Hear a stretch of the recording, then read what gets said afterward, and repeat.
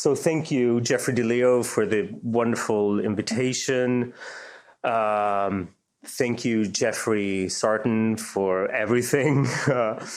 I don't know if Vicky Fitzpatrick is here, but I'm very grateful to her too. And to everyone at UHV and the ABR reading series, and all the patrons and everyone who makes this possible. I won't make a big intro. I'd just rather go into reading if that's okay with you. I was told to read for 30 minutes, so I'll read for about 27 minutes. And I'll read, can you all hear me okay? Is this, all right, okay. And I'll read from different passages. You won't need a lot of backstory. Suffice it to say that this is a story of a young Swedish boy who comes to America. You'll hear about the reasons momentarily. The book begins in an iced-in ship in Alaska, and with the boy who is now an old man telling the story. So it's a framed narrative, and this is the story he tells. And I'm going to time myself. So the first passage, just so you know, because I always feel that I'm being held hostage at readings and not knowing when things will end. This is about 7 minutes, what you will hear next. So, you know, if you drift away, you can come back in 7 minutes. Håkan Söderström was born on a farm north of Lake Tysnaden in Sweden. The exhausted land his family worked belonged to a wealthy man they had never met, although he regularly collected his harvest through his estate manager. With crops failing year after year, the landlord had tightened his fist, forcing the Söderströms to subsist on mushrooms and berries they foraged for in the woods, and eels and pikes they caught in the lake, where Håkan, encouraged by his father, acquired a taste for ice baths. Most families in the region led similar lives, and within a few years, as their neighbors abandoned their homes, heading for Stockholm or farther south, the Söderströms became increasingly isolated until they lost all contact with people, except for the manager, who came a few times a year to collect his dues. The youngest and eldest sons fell ill and died, leaving only Håkan and his brother Linus 4 years his senior. They lived like castaways. Days passed without a word being uttered in the house. The boys spent as much time as they could out in the woods or in the abandoned farmhouses where Linus told Håkan story after story, adventures he claimed to have lived, accounts of exploits supposedly heard firsthand from their heroic protagonists, and narratives of remote places he somehow seemed to know in detail. Given their seclusion and the fact that they did not know how to read, the source of all these tales could only have been Linus's prodigious imagination. Yet, however outlandish the stories, Håkan never doubted his brother's words. Perhaps because Linus always defended him unconditionally and never hesitated to take the blame and the blows for any of his brother's small misdoings, Håkan trusted him without reservation. It is true that he most likely would have died without Linus, who always made sure he had enough to eat, managed to keep the house warm while their parents were away, and distracted him with stories when food and fuel were scarce. Everything changed when the mare became pregnant. During one of his brief visits, the manager told Erik, Håkan's father, to make sure everything went well. They had already lost too many horses to the famine, and his master would welcome an addition to his dwindling stable. Time went on, and the mare got abnormally big. Erik was not surprised when she gave birth to twins. Perhaps for the first time in his life, he decided to lie. Together with the boys, he cleared a spot in the woods and built a hidden pen to which he took one of the foals as soon as it was weaned. A few weeks later, the manager came and claimed its brother. Erik kept his colt hidden, making sure it grew strong and healthy. When the time came, he sold it to a miller in a distant town where nobody knew him. The evening of his return, Erik told his sons they were leaving for America in 2 days. The money from the colt was enough for only 2 fares, and anyway, he was not going to flee like a criminal. Their mother said nothing. Håkan and Linus, who had never even seen a picture of a city, hurried down to Gothenburg, hoping to spend a day or 2 there, but they barely made it in time to get on their ship to Portsmouth.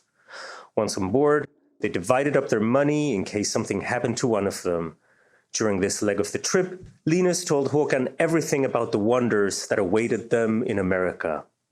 They spoke no English, so the name of the city they were headed for was an abstract talisman to them: New York. They arrived in Portsmouth much later than expected, and everyone was in a great hurry to get on the rowboats that took them to shore. As soon as Håkan and Linus set foot on the wharf, they were sucked in by the current of people bustling up and down the main road. They walked side by side, almost jogging. Now and then, Linus turned to his brother to teach him something about the oddities around them.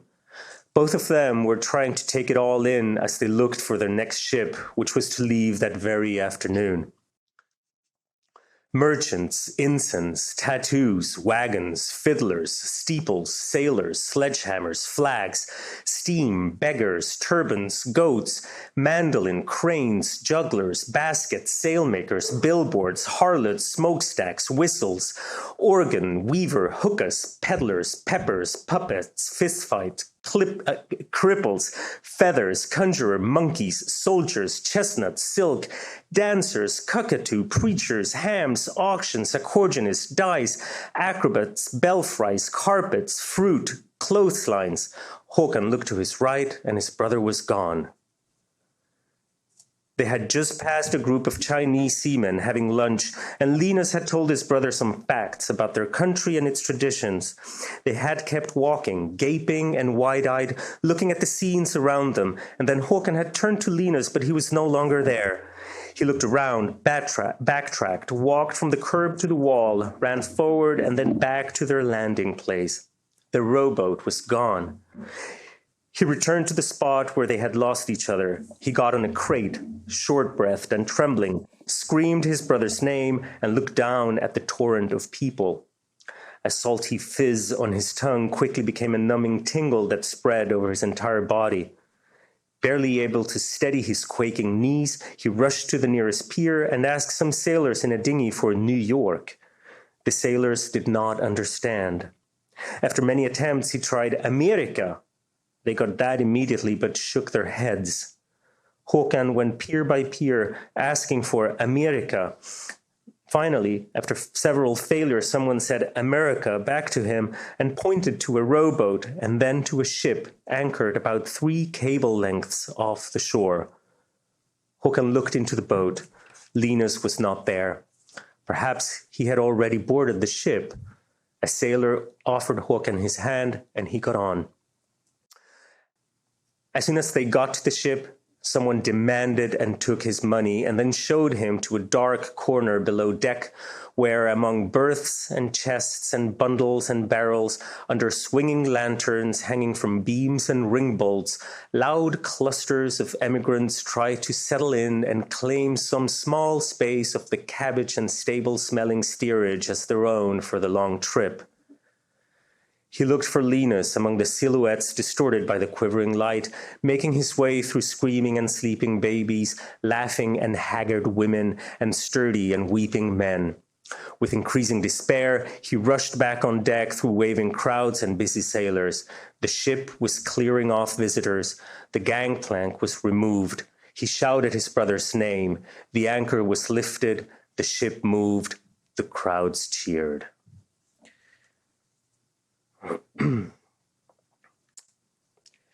So, not off to a great start. He gets to San Francisco instead of New York and decides that he will walk across the entire United States to get to New York to find his brother. Along the way, he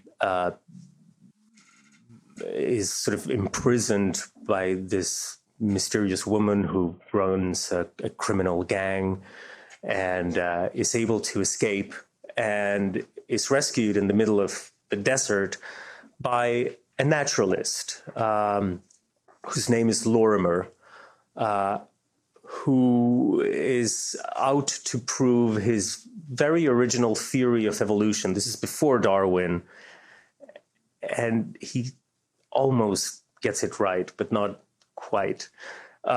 So he teaches Håkan, our hero, to dissect different animals, and he teaches him anatomy. And Håkan turns out to be very gifted at this. And here's a little passage of John Lorimer, the naturalist, expounding his natural philosophy. And this, so you don't get too claustrophobic, is 3 minutes and a half.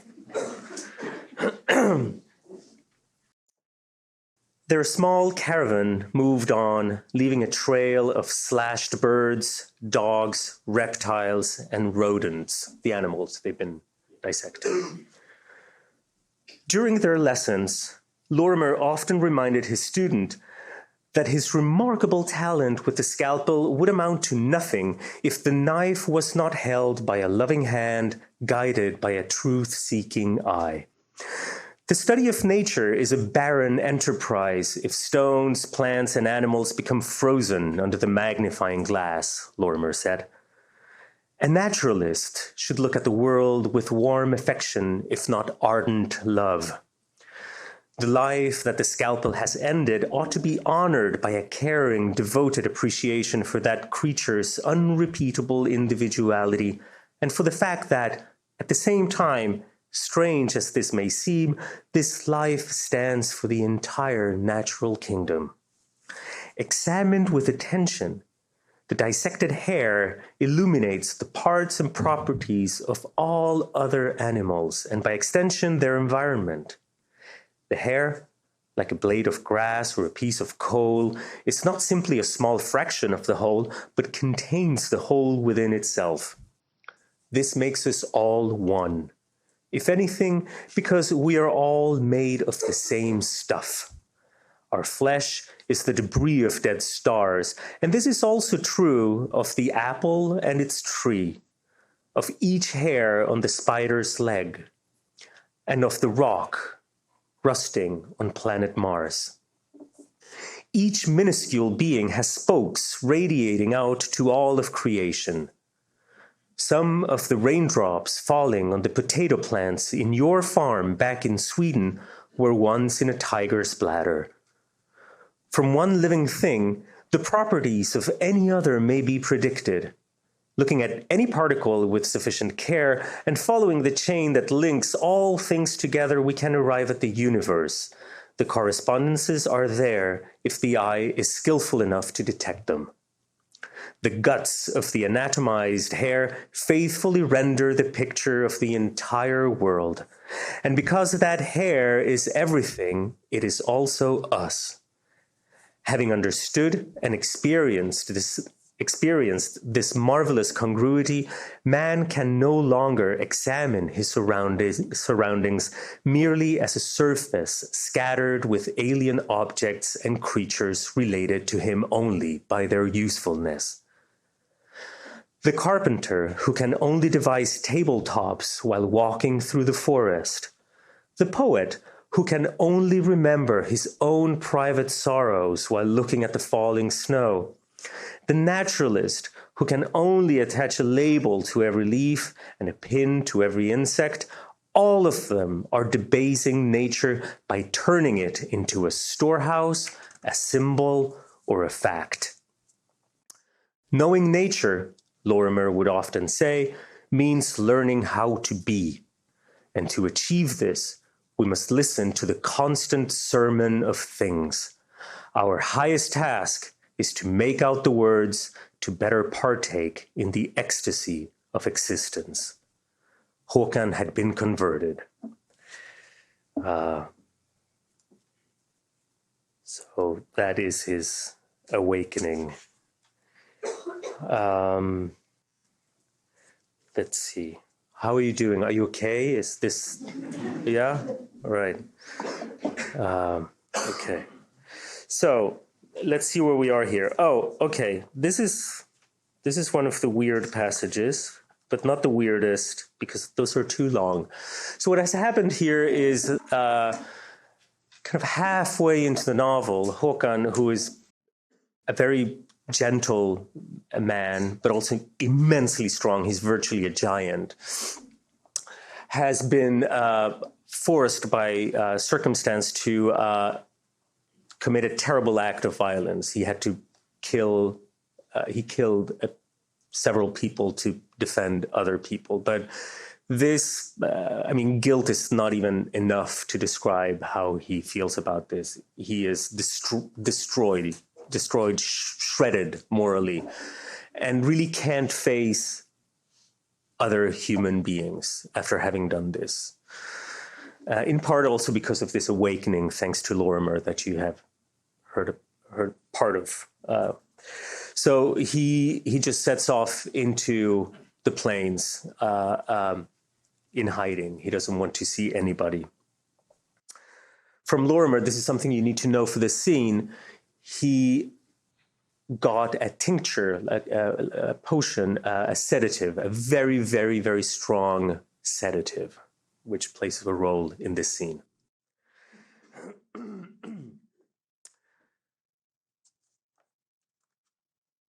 This is 6 minutes.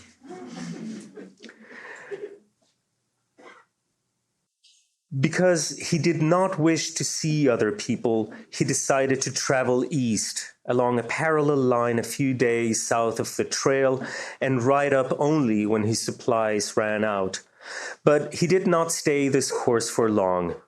His mind would drift off, and it was his horse who for the most part set their erratic course. Often the three of them, burro, horse, rider, would simply stand in the middle of the plains. Aside from the occasional sigh or the half-hearted attempt at swatting away an insect, they all stood still, staring into the void. Brown flats, blue wall. From his animals, with their serenely sad, bulge-eyed gaze, Håkan seemed to have learned to gape into space. To this absent expression, he added a drooping jaw. They merely stood, completely absorbed by nothing. Time dissolved into the sky. There was little difference between landscape and spectators, insensible things that existed in one another. Suddenly, Håkan would come out of his long stupor, consult his compass, and set out again, only to lapse into empty thoughts a moment later and once again relinquish his command to the bay. He barely ate, charqui, a biscuit. His fires at night were small. Sleep seldom came to him. He lost all count of time and had no clear idea of where he was. Still, he believed that with luck and an extra effort, he could reach New York in a matter of weeks. And yet, he felt no desire to rush on. His thoughts weakened until they were just lethargic spasms in the thick fog that clouded his consciousness. Gradually, his reason quieted down, became a murmur, and finally ceased. He was overwhelmed by an active, all-consuming hollowness, a corrosive shadow wiping out the world in its progress, a stillness that had nothing to do with peace, a voracious silence craving total desolation, an infectious nothingness colonizing everything. All that remained in its soundless, barren wake was an almost undetectable vibration. But in the absence of everything else, This faint drone was unbearable. Håkan had neither the will to make it stop, a simple task carried out with some sense of purpose, like keeping his course or cooking a meal would probably have been enough, nor the strength to endure it. With the last dregs of consciousness he was able to scrape up, he managed to find a more or less hospitable spot with some water in it, surrounded by decent pasture fields. He tied the horse and the burro with long ropes, unpacked his tin box, and from one of the vials kept there, took a few drops of Lorimer's sedative tincture. For a few moments, it was so fleeting, he did not matter, and that did not matter. There was a sky, there was a body, and a planet underneath it, and it was all lovely, and it did not matter. He had never been happy before, and it did not matter. Like a sphinx, the burro was stretched out next to him. He thought it was a dream, since he had never seen the burro lying down. They looked at each other. Dawn hummed on the horizon, but how many nights had preceded this daybreak, he could not tell. His piercing sunburn reached his bones. The lines defining the things around him, the bush, the beasts, his feet, were brittle. His body felt tingly and hollow. He walked to the pond and drank the cloudy, creamy water. After making sure his animals had all they needed, he ate some charqui and a lump of sugar. With a blanket, the saddle, and a few bags, he built a simple shelter to block out the sun. He crawled under it and took another dose of the tincture. This time, he did not experience the bliss of irrelevance. He was merely snuffed out. His eyes rolled back, but he was surprised to discover they were still able to see in the dark. They looked back into his cranium at his own brain. With the part of his perception that was not involved in the process of seeing, he understood that his brain was receiving the images of itself from the eyes attached to it. It took his brain a moment to understand how extraordinary the situation was. What brain has ever seen itself? It thought. It also thought that its crevices, color, and texture were unique and entirely different from other human brains it had studied in the past. For a moment, the brain found the vertigo of having its own image of itself within itself dizzying and even amusing. Then it thought that it should pay attention and learn. And with that, the brain's surface turned from gray to brown. While retaining their shape, the pearly waves became bristly knolls, and the gelatinous surface was harshened by dust and sagebrush. A gang of buffalo came out from behind the ice and ambled through the hills. Now Håkan knew he was dreaming and lost interest. He sank into annihilation. I don't know how we're doing for time. Okay. So I'll skip one of the sections I was going to read. So I read a 3-minute passage and then a 1-minute passage. And then if you guys want to chat, we can do that. Where's the 1-minute passage? Here. Okay. Håkan is facing his first winter, and it's very, very cold. And he's very paranoid. He thinks he's being followed. He sees signs everywhere of people. He's not necessarily afraid of the law. He is afraid of the faces of others. So he has learned to wrestle his horse and his burro down to become flat and therefore unseen. And that's the thing you need to know for this passage, which is 3 minutes long. Through the light snowflakes that melted before touching the ground came the cry of a baby. As always, Håkan's first reaction was to wrestle his horse and burro down. In the mist, the weeping continued. The small, airy drops felt like a cold halo hovering over his face, contrasting with the warm glow coming from the horse's muscles twitching under his cheek. No voices of men or women, no jingling of harnesses or creaking of springs, no rumbling of wagons or tramping of beasts, just the lonely wail. Håkan's horse got restless, but he pressed on his neck and made him stay down. A long time went by. The weeping never stopped, always issuing from the same spot in the white mist. Other than the cries, complete silence. It stopped snowing. The fog thickened. Cramped and soaked, Håkan got up, mounted his horse, and rode into the crawling clouds. With each step, the wails grew louder. The plains barely insisted against the fog. Håkan got out his knife. As he moved along, the ground ahead of him faded into reality from the whiteness ahead. Then, in a slight depression by some shrubs, a lion took shape. It was lying in a pool of its own blood, lightened by the snowfall. Next to it, a wailing blind cub. It was getting hoarse. Håkan dismounted and immediately saw that the cougar had died trying to give birth to its second breached offspring, still stuck halfway out. Håkan rolled the mother over and put the crying kitten to one of her teats.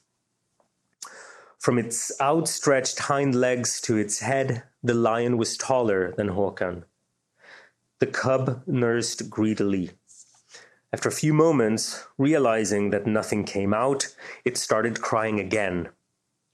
Håkan tried to milk the lion.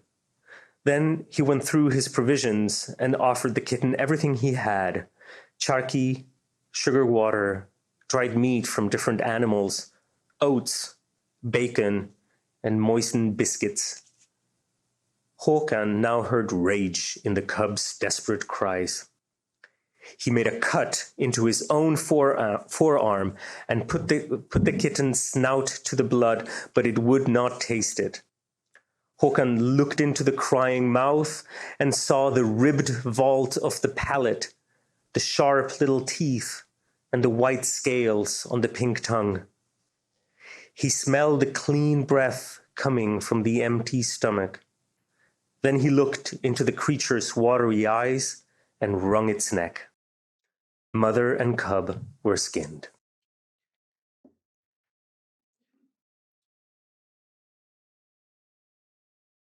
And I'll close with this extremely short, minute-long passage. Thank you so much for listening. I really appreciate it. He has been walking for a very long time. He's alone for most of the book.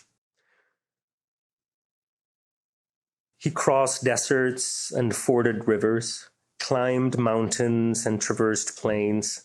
He ate fish and prairie dogs, slept on moss and sand, skinned caribou and iguanas. His face became wrinkled by many summers and furrowed by many winters. His hands, burned and frostbitten year after year, were crossed and recrossed with lines and creases. Once he saw the ocean, but turned around immediately, thinking there would be settlements along the coastline. Whenever he stopped, it was at an inhospitable location, never in a meadow by a water source or in a plentiful spot. Barely pitching camp and seldom making fires. It was dead quiet in his mind. He rarely thought of anything that was not at hand. Years vanished, under a weightless present. Through countless frosts and thaws, he walked in circles wider than nations. And then he stopped. Thanks.